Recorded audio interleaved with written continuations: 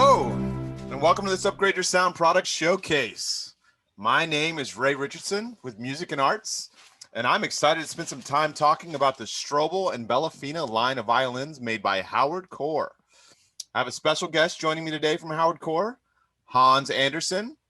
Hans is here to discuss a couple of the key models, share some unique insights into what makes the Strobel and Bellafina models unique, and of course, answer any questions that might come up during the presentation. You can see some Q&A functionality at the bottom of your screen. So at any point during the session, you can post a question and somebody will be able to answer you.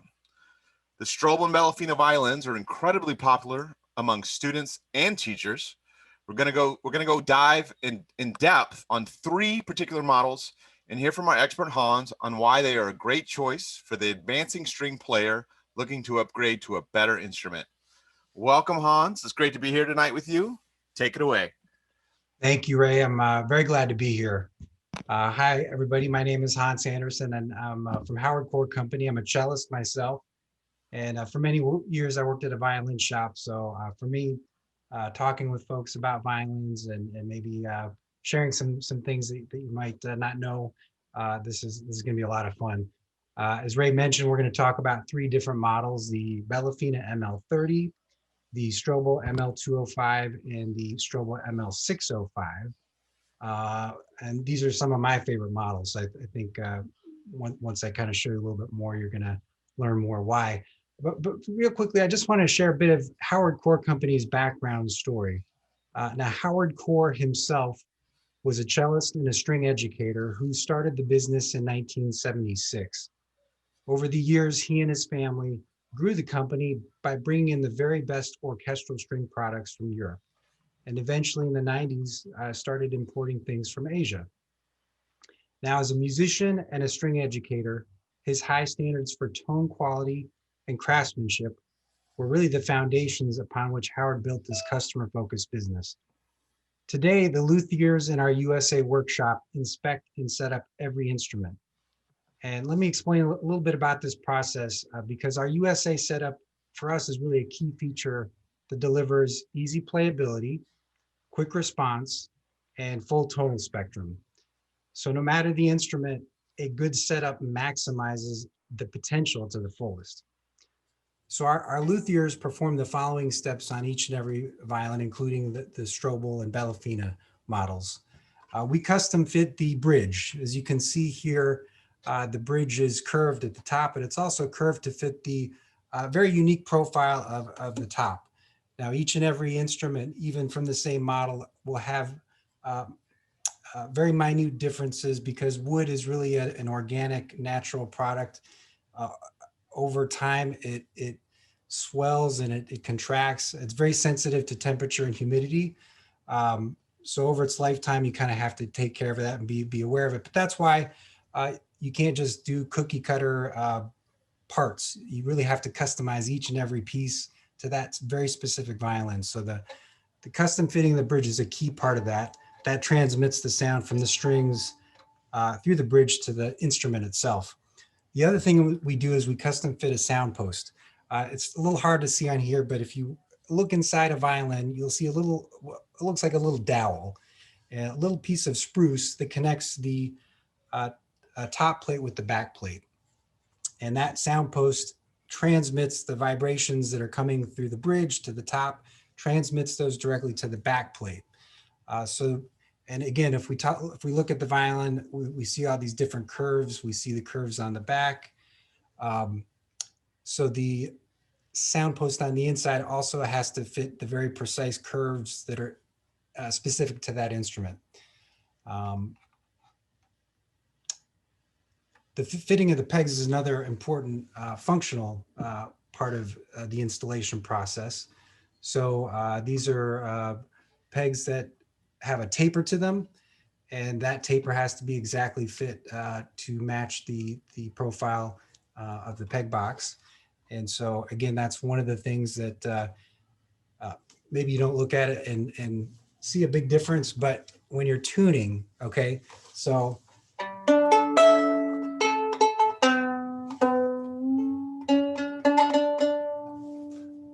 the better fit that peg is, the easier it is to tune it, and then it will stay in the position that it's supposed to. So that's a very functionally important part of that setup procedure.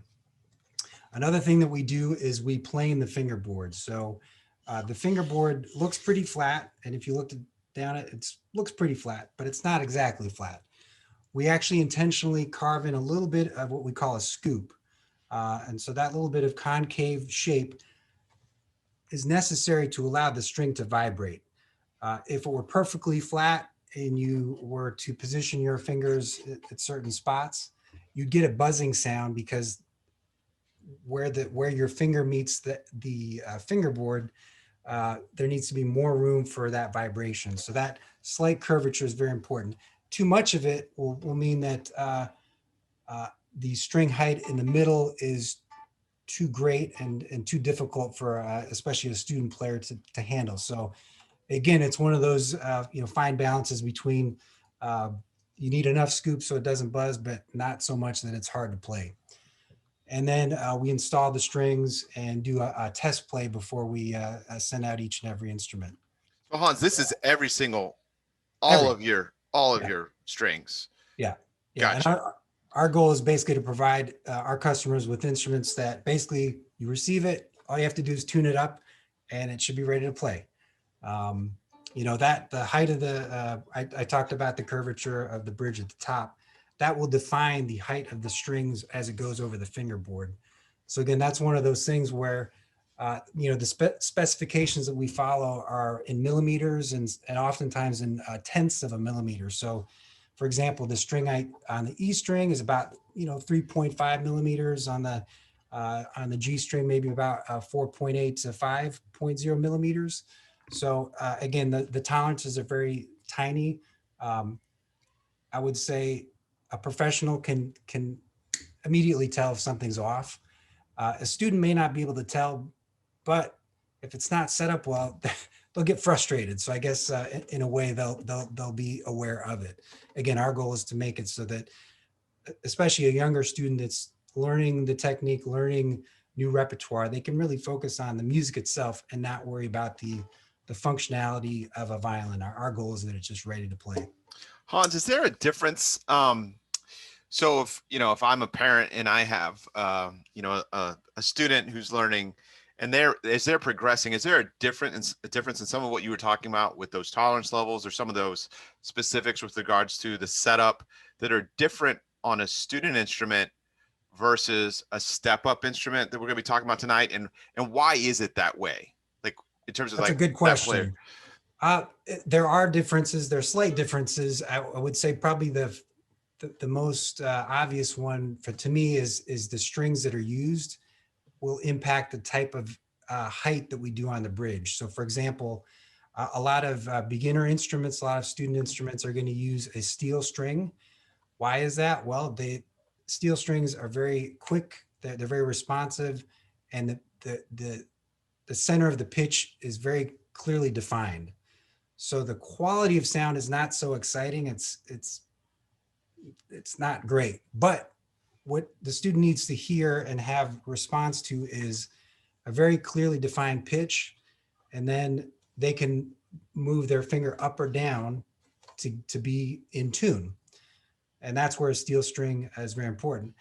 Steel strings don't move as much, so you can do a little bit lower string height and get away with it, and it's comfortable and it's fine. As you get up to higher quality instruments, you're using higher quality strings that have multiple synthetic windings and core materials. And those strings need more room to vibrate, and you will set up the instrument with a bridge that's just a little bit higher. Again, we're talking about tenths of a millimeter, but that's one example of the difference of, the difference between a student instrument and the setup of a higher level instrument. That's very helpful. Yeah. Interesting. I did not know that. Well, let's take a look at the Strobel ML-605 in greater detail. Great. And I'll start with this one because from my point of view, this is going to have everything that I would say 95% of customers are looking for.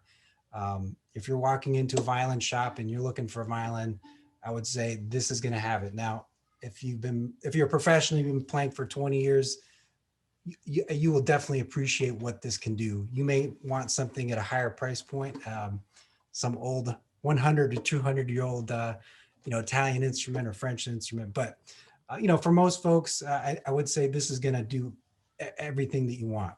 It's got brilliance, it's got clarity, it's got power, but it also has warmth and richness. And that's very important whether you're using it for a solo instrument, if you're playing in a quartet or an orchestra. It really has a very full range of tone and dynamics. And so we're using very well seasoned tone woods, typically aged at least 5 years. So that means when the wood is cut from the tree, it's cut into smaller pieces and then aged for a minimum of 5 years. What that allows the wood to do is really to stabilize. If you use wood that's not aged properly, once you make it, the wood is still kind of settling and it will move in unpredictable ways. So for a fine instrument like this, you really want something that's very well seasoned. And we're using a fine grained spruce top. The back is maple, and you'll see it's got this beautiful, we call it flame, or some people call it tiger stripes. But it's really a signifier of a higher quality of wood, tone wood. That same wood is also used on the sides and then also on the neck and the scroll. So these are hand carved to very specific thicknesses, and it really depends on what spot of the instrument we're looking at. Here in the center, if you think about the strings, tuning them up, there's actually probably 14 or 15 pounds of force pushing down right here. So that wood here has to be a little bit thicker. It's typically somewhere in the 4 to 5 millimeter range thickness. But then as you get towards the edges, you want it to be a little bit thinner because you want that plate to be able to move. Again, I'm going to go back to kind of the curves. That's one of the fascinating parts to me about the violin is we're talking about technology that's really 400 years old, but it was so well done by people like Antonio Stradivari. Somehow, I think he was probably contemporary or shortly thereafter of somebody like Da Vinci. And there's just something about that golden period of architecture. And to me, that translates to the violin as such a beautifully designed instrument that the pinnacle of it was really in the 1700s. So now for the past 400 years, everybody's been trying to basically copy that.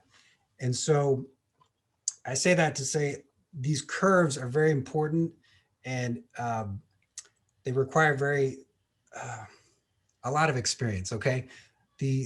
Usually a very fine maker has trained at a violin making school for 3 to 4 years and then apprenticed with a master violin maker for another 4 to 8 years.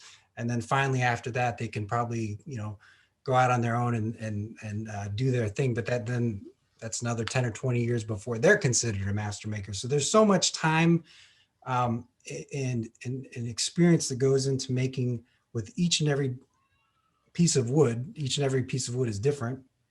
And so I would say the experience of a really fine maker means that they can pick up whatever piece of spruce or maple and they'll flex it and they'll start carving it, and they know in their mind, okay, I want this spot maybe to be maybe 3.5 millimeters, but when they get there or right before, they say, well, the way it's flexing, I'm going to leave it a little thicker, or I can take it down a little bit more. And so that's something that you can't really find that in a manual or a textbook. You have to have that experience, and that's where at this level you're getting craftsmen. These are handmade, so these are made by our workshop. That I would say probably for each instrument there's 3 or 4 people, one person really focusing on the top, another person focusing on the back, somebody else on the side, somebody else on the neck. But these people are so good at understanding what each piece of tone wood can deliver. Their expertise is really maximizing what that specific piece of wood can do. So I don't want to get too bogged down there, but no, I think it's fascinating. The great, it's not just a craft. It's not just a science. It's really an art. And you know, the more experience, the better sounding violin you get. Um, and that's, I guess, another key component then is the finish, the varnish that's used. And so this is for the Strobel ML-605. It's a spirit-based varnish. So what do I mean when I say spirit-based? I mean, it's an alcohol-based varnish. There's two types really for higher quality violins. There's oil-based or alcohol-based. Some people have a preference for aesthetics or sound. They're both made by the best makers in the world. The award-winning makers have used both oil-based and alcohol or spirit-based finishes. And then what we do is give it a very subtle, it may be a little hard to tell on the picture, but it's not perfectly monochrome. There's slight antiquing to it. There's probably about 20 different layers of the varnish. So there's a ground coat, and then there's layer after layer of color. Some of the colors will alternate from a lighter golden amber color to a dark brown. And so with this model, we're really trying to achieve something that has a very classic appearance. If you're looking at it from the audience, looking at somebody playing on a stage, you know, if you said, well, it's a 200-year-old violin, I think I'd believe it. I mean, it's got a very nice classic look to it. Yeah, it's a beautiful instrument. Yeah. Another other key components then would be the fingerboard. So that we talked about the fingerboard, real ebony. Real ebony is very important. It's such a dense, hard wood that, you know, if you're practicing, let's say 30 minutes a day or an hour a day, or professionals or conservatory students that are practicing, you know, 3, 4, 5 hours a day, you're doing a lot of wear and tear on the fingerboard. So the metal of the string is basically rubbing against the fingerboard over time. If it were a softer wood, you'd have to get that resurfaced, you know, every other week. As it is with an ebony fingerboard, probably once a year for a professional, they'll get that resurfaced to make it nice and smooth and have that slight curve to it. But having real ebony is very important. The pegs are boxwood, so it's a lighter wood, matches with the tailpiece and the chin rest. The boxwood is more for aesthetics. We just think it's got a classic look to it. And then the strings used are the Eva Perazzi. They're made by Perastro, and it's one of the top professional strings, you know, played in every major orchestra, every major music conservatory. I would say it really allows the instrument to sparkle and have a lot of pop and punch. So that's important. I talked about the bridge before. Yep. The bridge itself is made by a company called Despiu. It's a French company, and basically there are two leading bridge making companies in the world. They make the blanks, I should say. They make the blanks that we then custom carve to each instrument. But they're you know, sourced from European forests, and the spew, they really do a great job with the wood selection. Again, the maple, it's a very specific type of maple, and it has to also be aged usually for 2 or 3 years before they can, you know, cut it down for blanks. So the strings, the bridge, you know, big impact on tone. And then I'll also show you the bow that it comes with, which is great. a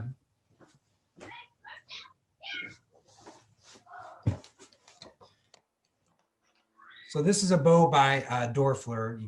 It's stamped Dorfler. Dorfler is a German family of bow makers. I think they're in their 3rd or 4th generation, but they hand make these bows. This is made out of Pernambuco wood, which is another tropical hardwood that has very particular characteristics. It's been used historically for 300 years is kind of the wood of choice for bows. So why is that? Go ahead. Why is that? What are those characteristics that make that so the preferred choice? And I'll set the case down. But real quickly, this is the case that it comes with, which is our CC 525 model. You'll see 4 bow holders.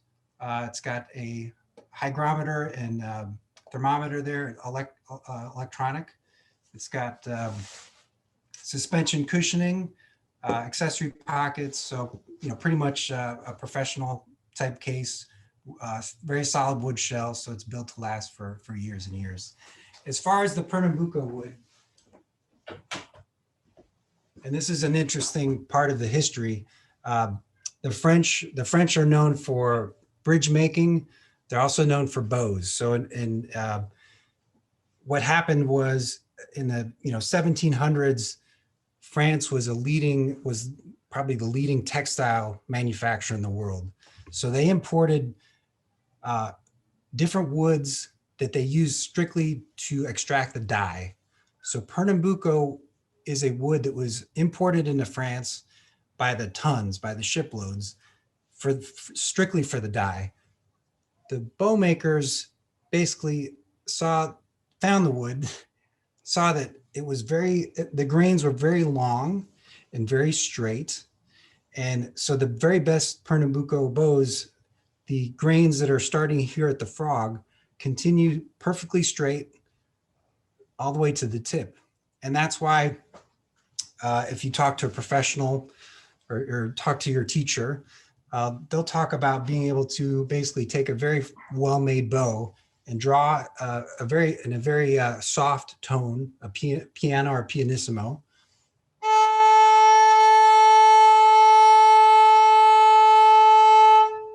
And with their technique and bow control, they can feel if a lesser bow made of lesser wood has a wiggle in the grain. They can actually feel that. And so if other woods have been used, but Pernambuco seems to be that magical species that just works for bows. Anyway, the reason it was used for textiles, it has a purplish color, and that's what they used for. Gotcha. That's why they imported it, for that purple color. If you look at a raw Pernambuco, it's got kind of an orangey, purplish color. And then most bow makers will stain it to give it kind of a nice golden brown look. But the fact that the Dorfler family of Germany has been making bows for, 100 years. Again, the tradition of violin making, bow making, I love history. So for me to be able to get to know people that can talk about their, parents or grandparents or the people they apprenticed with, and that history, it's really a neat connection. It's one of those to me, one of the last crafts that is just so personal and so kind of relatively small scale, so that's the Strobel ML-605. So real quick on the 605s, because you've talked great overview. I mean, I love hearing about the wood and the history and the detail, whether it's the ebony fingerboard, the bridge, all the different components and the thought that's gone into that beautiful instrument. So I want to go back to the wood piece. So yeah, it's interesting because I'm not a violin player, but I do understand, have had to deal with other instruments made with wood and string that we all know, if they're not seasoned well, what happens. But in the case of the seasoning of the wood, is there anything besides age that's done to get it ready in preparation? Out of curiosity, is it just making sure that it's kind of it's a great question, and it's one that's probably been asked by so many different violin makers, and of course everybody wants a shortcut. I guess that's to me another interesting thing is certain things you can't do a shortcut. I mean, people have used different what is it called? I think there's ozone or something you can use to try to age the wood, kiln drying like you would pottery. People have tried that. That just basically deteriorates it. There's a certain, I'm not a chemist, but there's a certain molecular process that happens with the wood over time. I've heard people talk about it it's like a polymerization. And so the longer that wood just naturally ages, the cellular structure changes, and you can't, there's not a shortcut for that, at least with the technology we have now. Who knows in the future, but there's really not much you can do but just wait. Gotcha. And typically, just air dried. I know a lot of makers will actually dry it kind of in a very open, not like an outhouse, meaning it's a outdoor structure with protection for rain and snow and things like that. But they'll actually have ventilation going through it, which helps to further season it and allow it to go through colder seasons and warmer seasons. Somehow there's some magic that just happens over time. So Gotcha. that's the short answer. No, There's not. I appreciate it. So you were talking about, when we started talking about, I think you're talking about Howard Core's instruments in general. You talked about playability and response, full tonal spectrum. But then when you were talking about the 605, you talked about brilliance, Yeah. power, full range of tone. That told me a little bit about the instrument. I do want to kind of tease out, as a parent of a string player, kind of those words I'm not used to hearing, and I can't, I mean, I'm used to hearing them, but not in that way, to understand what that truly means. So I'm curious to hear more about that, but I'm also really curious to hear about the type of player, because you were saying, Yeah. you were talking about all the different types of musics and the different types of groups that it can be used in, but what kind of player, I'd start with that question first before I go to the other one, but what kind of player is the person that should be looking at the 605? Yeah, to me, I think of the typical customer for the ML-605. I would think of as like a high school student that is taking private lessons. They're participating in solo and ensemble and other competitions, and they like to practice. You don't have to tell them to practice. They'll do it on their own. Okay. They may or may not be looking to a career in music, whether as a performer, educator. No matter what, they just love it.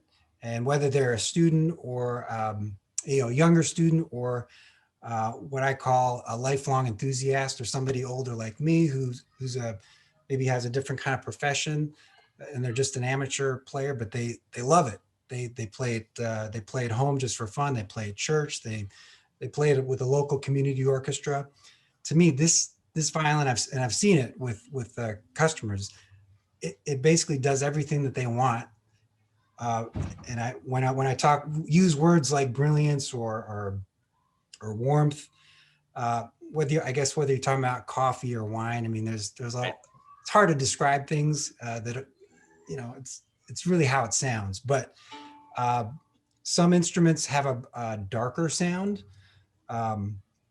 warmer, smoother, softer. I think to me, the best instruments kind of have the capability to do anything.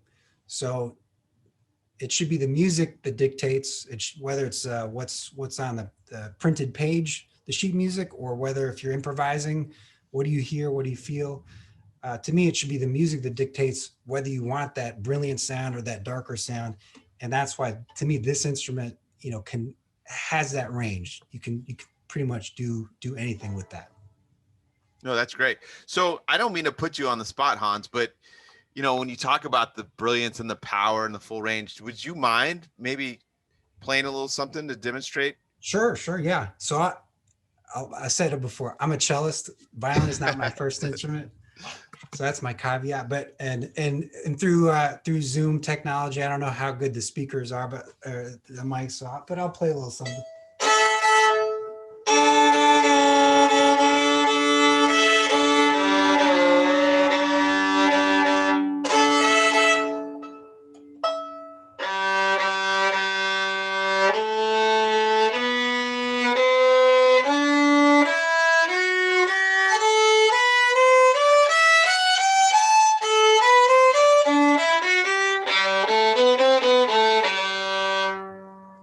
I'm just playing kind of a medium mezzo forte, not too loud, not too soft. I'm not using a lot of bow pressure.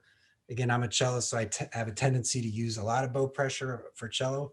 But to me, I guess what I hear is that it just, with minimal effort, it's just kind of alive.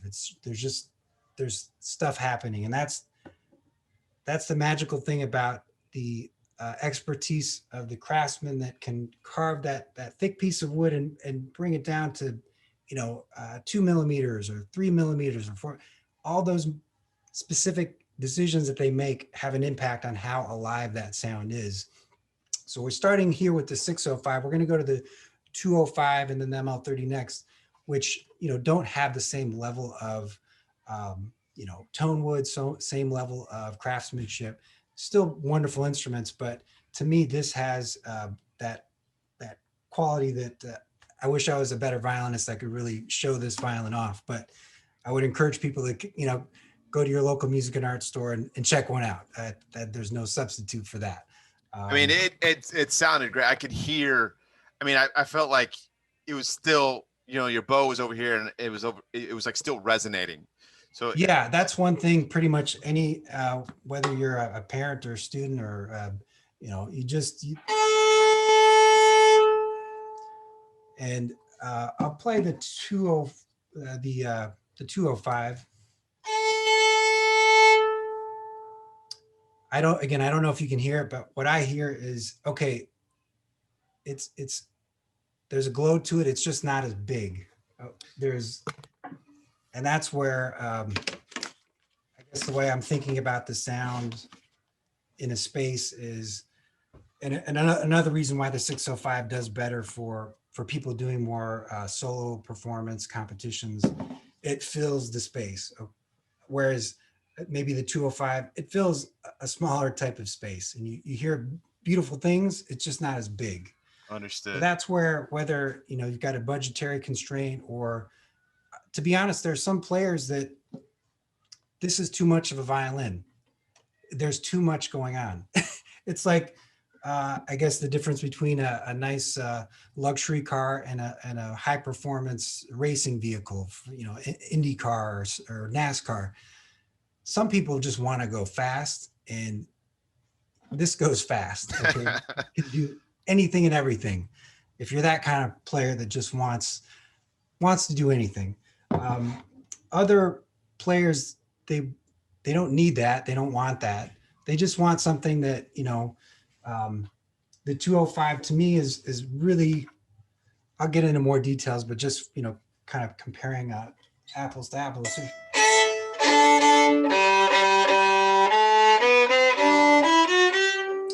So a lot of folks, I would recommend when you're testing violins to play very short passages. If you play too long a passage, you're thinking about the music, and I just want to listen to the violin.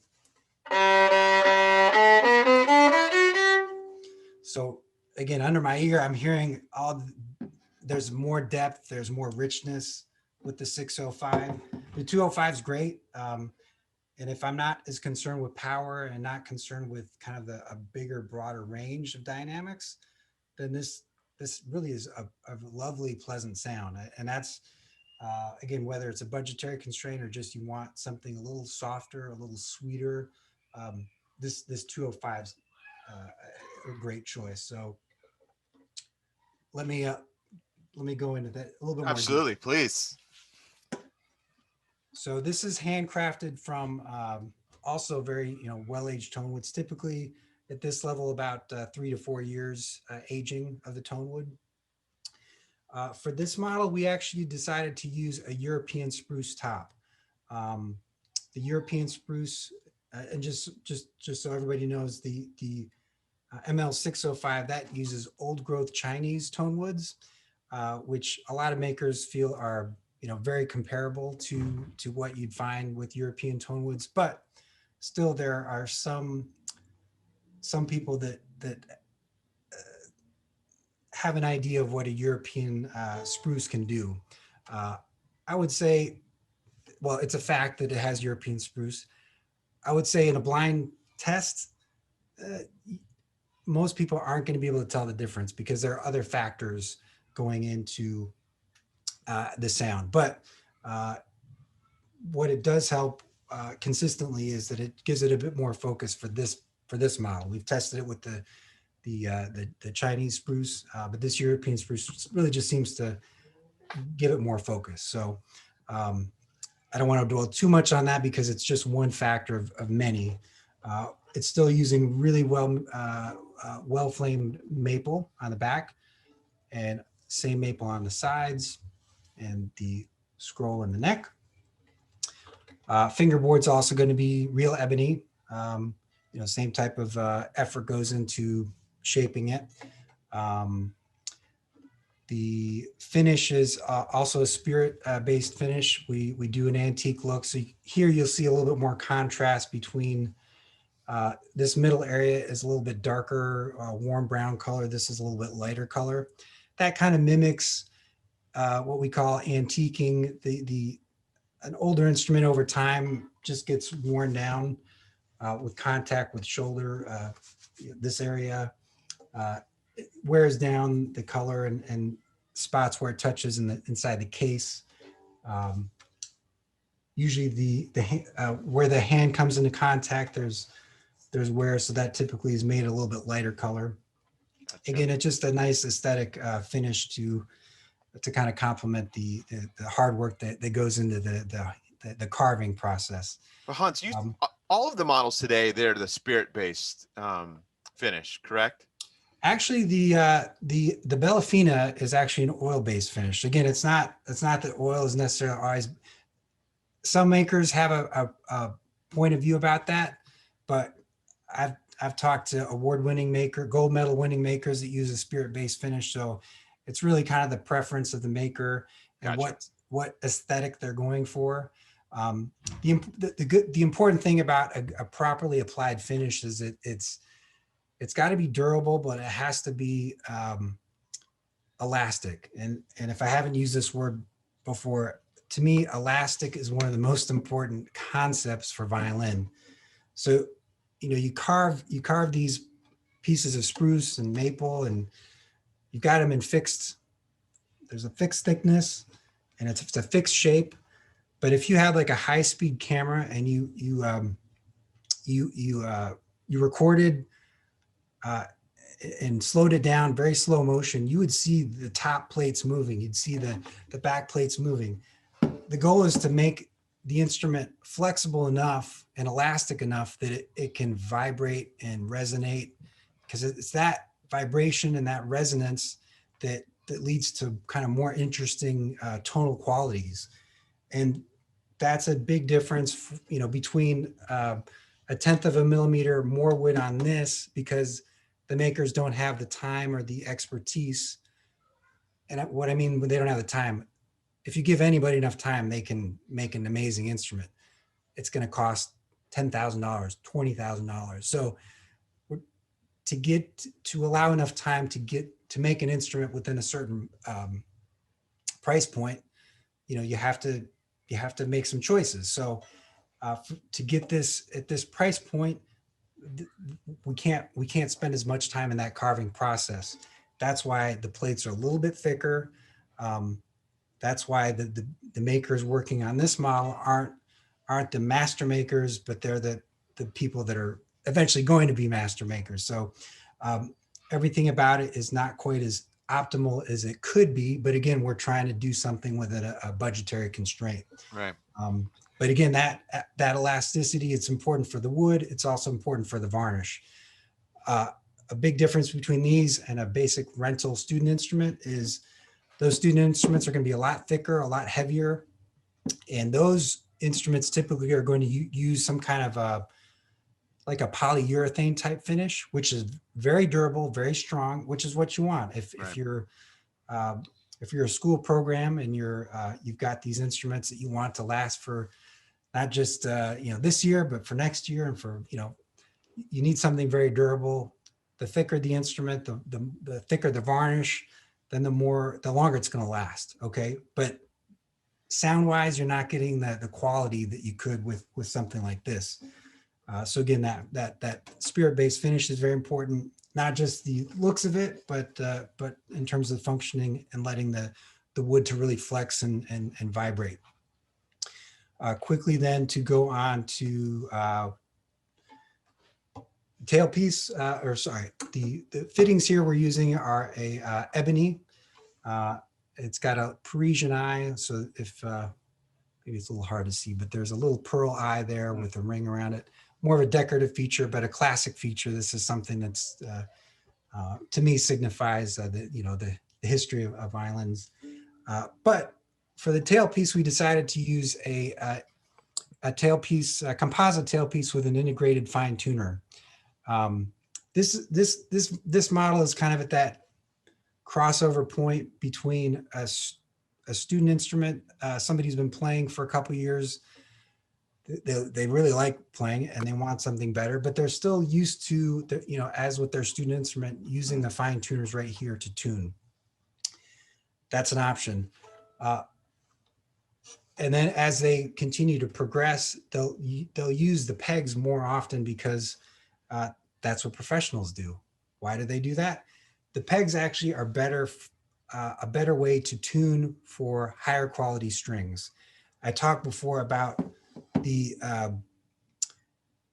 difference between a basic steel string and then something with a more advanced either gut core or synthetic core with multiple windings going in different directions.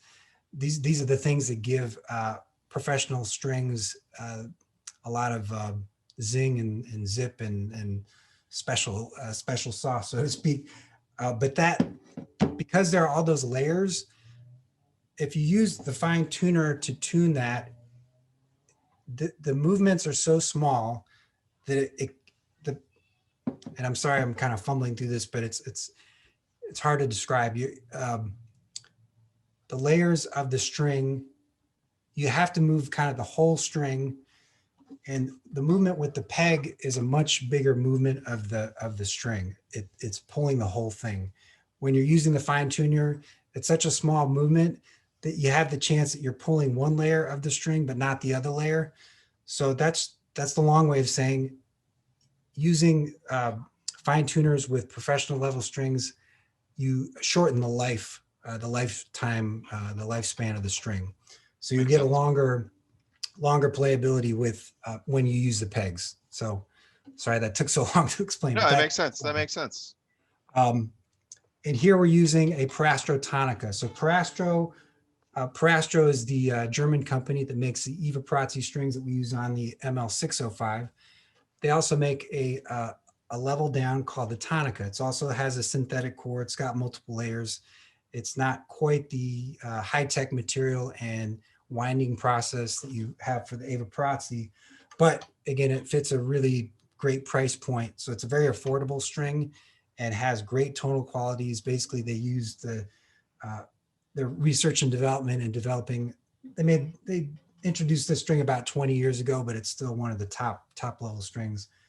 But they kind of use that technology to create something that's at a lower price point, still plays great. Again, people can start using the fine tuners here, but eventually we always recommend to use the pegs for this level of string. And then let me quickly show you the bow that is used for the ML-205.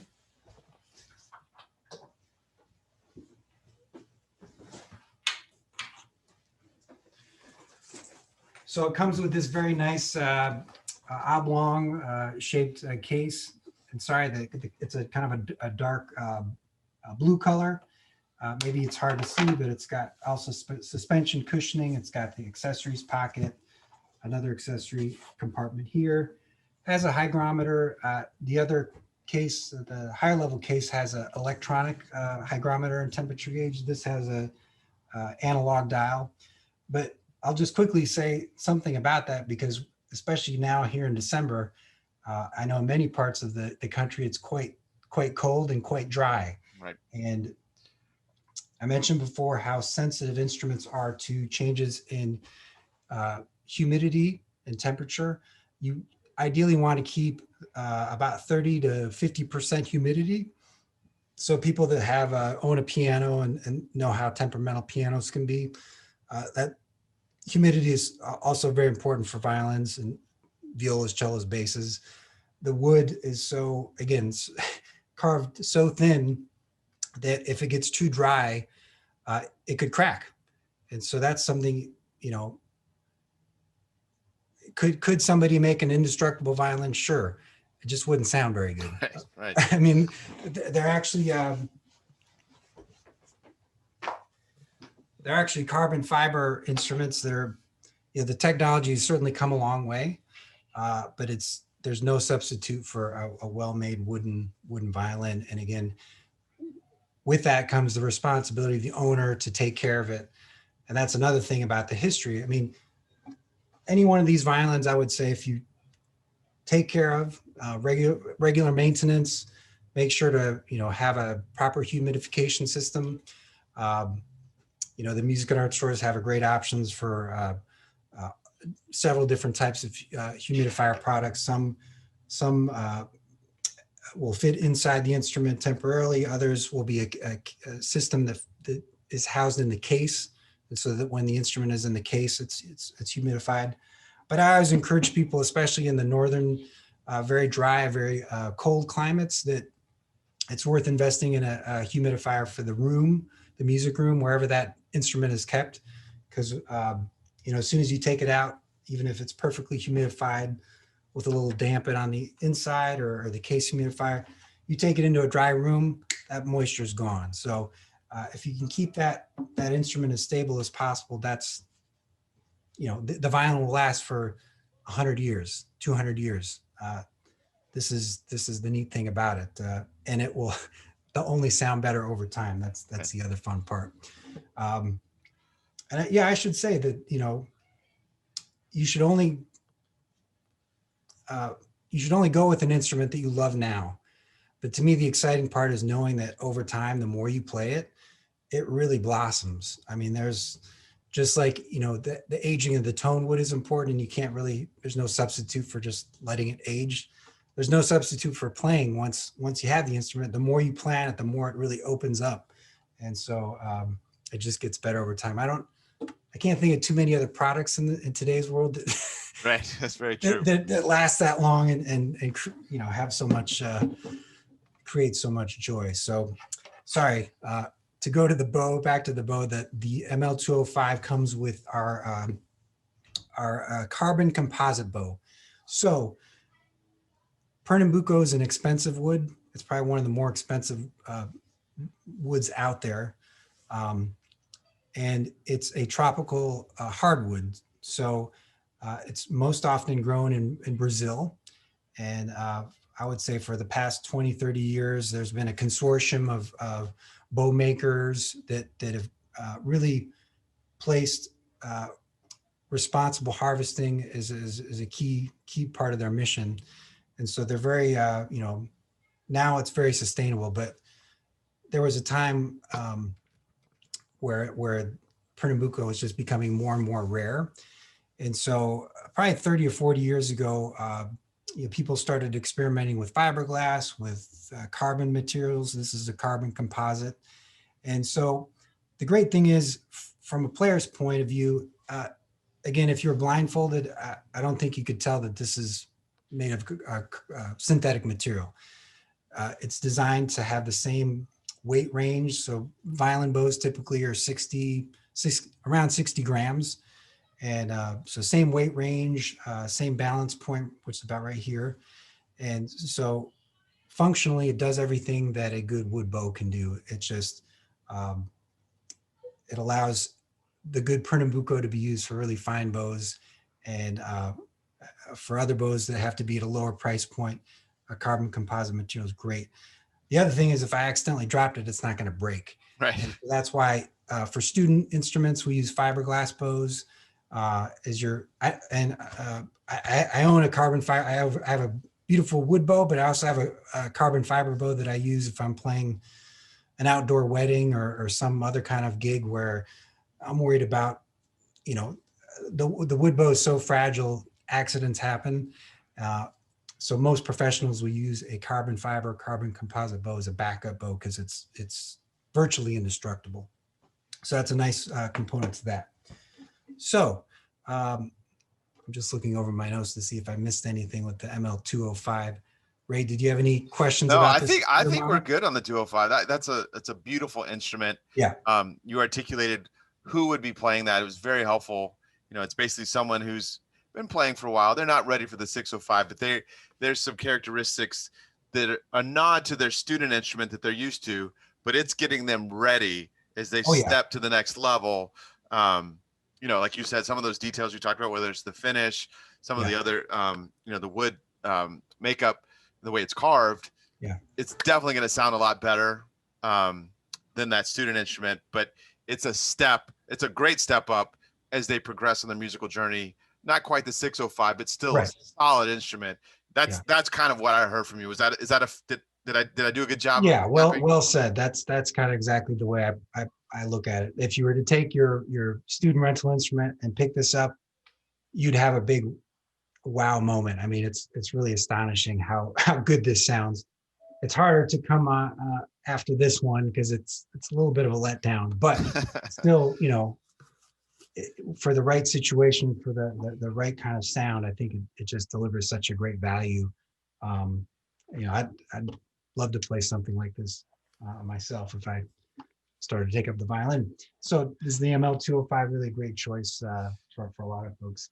I will go on next to the the Bellafina. Please.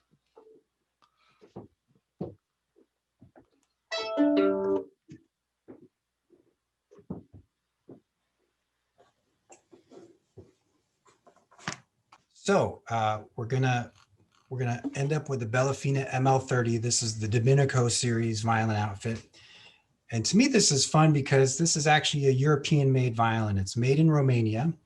And I would say German instruments, a little higher price point, but Romanian, I would say for 30 or 40 years, they've really been able to produce instruments that at a very relatively low price point that deliver a lot of great features. This has a very warm, smooth tone. Again, I think it's great for a student player that's been, you know, playing for a year and kind of grown out of their scratchy sounding violin. Again, we talked about steel strings, very clear pitch, but not very interesting sounding, not very pleasant sounding necessarily. So when you get to the point where you want that more wider range of tonal response, I'll just quickly play a real quick passage.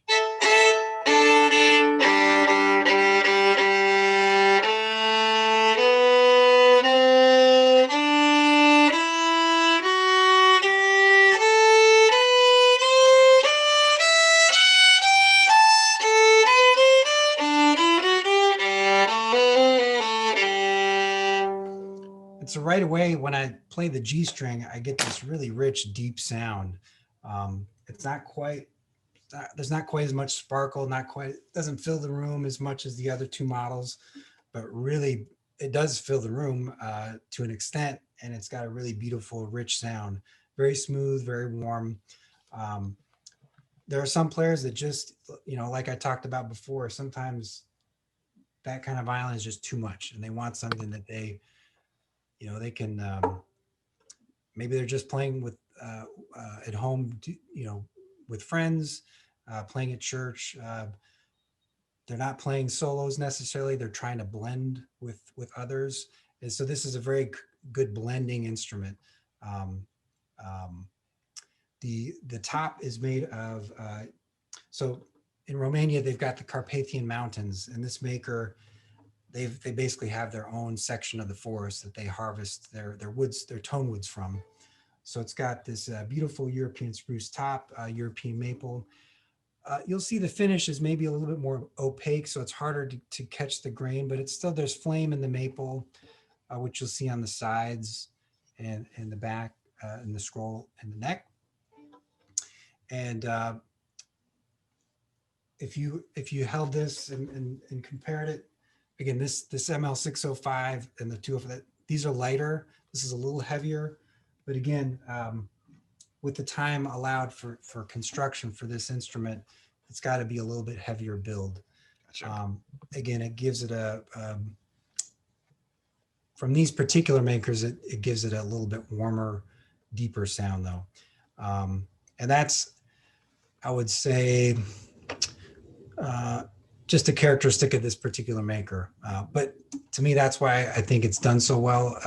You know, I've talked to a lot of customers that are very happy with this kind of sound because it is that warmer, richer sound. This is actually an oil-based varnish. So it's kind of that matte finish. It's not as shiny or glossy, um, but it's nice and durable. And still using real ebony for the fingerboard. Again, that's such an important part for, I'll, I'll just say this, anything that Howard Core produces, we use real ebony for the fingerboards. It's just, that's how important it is. Uh, Real ebony pegs. Uh, This uses a bridge by Albert, which is the other French bridge making company. I talked about two of them. So there's Vespu, and there's Albert. They're both fantastic, but this one uses an Albert bridge. The strings are Diodario Zyx. This also helps to give it a warm, smooth response. And again, we're doing the composite tailpiece with the fine tuners there. This has a real ebony Guarneri style chin rest. And yeah, I mean, this has been very popular. It's a budget friendly instrument, so to speak. And it, you know, compared to other instruments in a similar price range, which typically are kind of brighter and harsher, this has just a nice warm smoothness that to me is, I'm a cellist, but I find a lot of customers actually like that warmer, smoother sound at this level of instrument. So the bow that comes with it is a Brazilwood bow. So now we've looked at 3 different bows with 3 different materials. So we looked at Pernambuco, that's the highest level. Then kind of the carbon, whether it's carbon composites or carbon fiber, that's kind of the middle level. Brazilwood is another type of tropical hardwood that's it's less expensive, quite frankly. So we're able to use it for kind of lower grade bows, but it's still, compared to a fiberglass bow, which is what's used for rental instruments, or beginning instruments, I should say, compared to that, there's something about real wood that seems to have more, so it's not just the violin that's creating the sound. If you ask your violin teacher or talk to a professional, they'll talk about auditioning bows and trying. Maybe they've got their violin they've had for 5 years. Professional violin maybe cost them $15,000. I've seen people. I've had friends of mine that have spent 6 months auditioning bows because the subtle differences and nuances between certain bows. Again, the wood itself is helping to produce tone. And so I say all that to say there's still something about Brazilwood at this level. It seems to be a good match for this particular violin. It helps to give it, again, that warmth and richness. So the Brazilwood bow is a great alternative to Pernambuco at a lower price point. Gotcha. And the player, I mean, it seems like the ML-30 actually, it's, I keep asking questions as a parent, right? Yeah. About the different player, our Upgrade Your Sound events are about the progressing student who's outgrowing their student level instrument, getting into a step up. But these instruments you've shown today, like at least the last 2, I ask questions about, what kind of player, but I think, correct me if I'm wrong, I'm hearing some of it's a broad range of player. They're obviously an advancing player, but some of it's just personal preference and kind of what they're expecting out of the instrument. A lot of it is personal preference. And that's, I mean, I'm sure there are technical numbers I could give you, but they just wouldn't mean that much. It's not like an iPhone or a computer. There's something very subjective about sound, about music, style of music, the approach. It's so personal. And again, that's why I love what we're doing here, is because as a player, you have a choice. My wife, she studied opera in college, so she's a singer, fantastic singer. But she would tease me that, like, as a string player, I could choose my instrument. I could choose.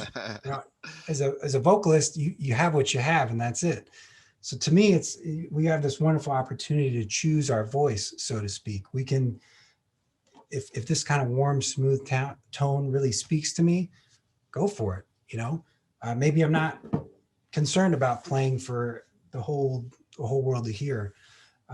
If I am, and I'm got that bold, that bold performance characteristic. You know, I've got 3 kids, and one of them is pretty shy and reserved, and another one is a little more out there. So much of it is personality. It's some of it, you know, personal choice, and again, music it's such a personal endeavor that yeah, that is a fun part about this, is that you really get to pick the sound that speaks to you. Oh, it's great. You know, Hans, you've spent a ton of time this evening, and I really appreciate it. This is, you know, this is fun because I get to ask the questions this time. I've obviously attended a few of these, trying to learn myself a little bit about the various instruments, but you know, I didn't know if there's any last before we close here, any last things you want to say about the ML-30 or any of these 3 great instruments? Because I know we picked these 3 for a reason. These are the ones that have, you know, whether it's educators or students that have proven to be the best instruments as they progress on their musical journey. So I wonder, why we have everyone, before we sign off, if there's anything you want to leave us with. Well, again, Ray, thank you so much for the opportunity to be here and share this information with your audience. It's a pleasure for me and a lot of fun. Yeah, I've tried to kind of cover the basics. You know, that there's the ML-30 that really does a lot of things well for at a certain price point. And then if your budget allows you and you want that kind of bigger sound, you can go to the Strobel 205. And then if you really want a big soloistic kind of instrument, that's where the Strobel 605. So we try to have something for every budget, for every kind of player. And to me, the most important thing is to go into your local music and art store and try them out. I can't do this justice over the video. I'm trying to explain, but you know, there's no substitute for picking it up, playing it, you know, seeing how it speaks to you. And to me, that's the real takeaway, is I would just encourage folks to try these out for themselves. Awesome. Well, thank you so much. Really appreciate it. So everyone, I'd like to thank Hans for joining us this evening for the product showcase about the Strobel and Bellafina lineup of strings. I think everybody will agree that these instruments are among the top violins in the market today, and an excellent choice for many levels of players, as Hans was just reminding us at the end there. During the Upgrade Your Sound showcase, we have several special offers available, including 50% off $199 or more, or online. You can use code UIS15. And we also have 0% interest for 48 months. For financing, we have 2 options: come into a music and art store, or if you'd like to do it online, you can work with our online partner, Woodwind and Brasswind, at woodwindbrasswind.com, and you can sign up for financing there online. All of these offers will be running through the end of the month of December. So if you have any more questions, the showcase extends in stores this weekend, where you can visit your local music and art store to speak with an instrument expert and learn about lessons and learn more about repair, learn more about these beautiful Strobel and Bellafina instruments. Thank you again for joining this instrument showcase about the Strobel and Bellafina line of strings made by the Howard Core Company. Thank you for joining us. Take care.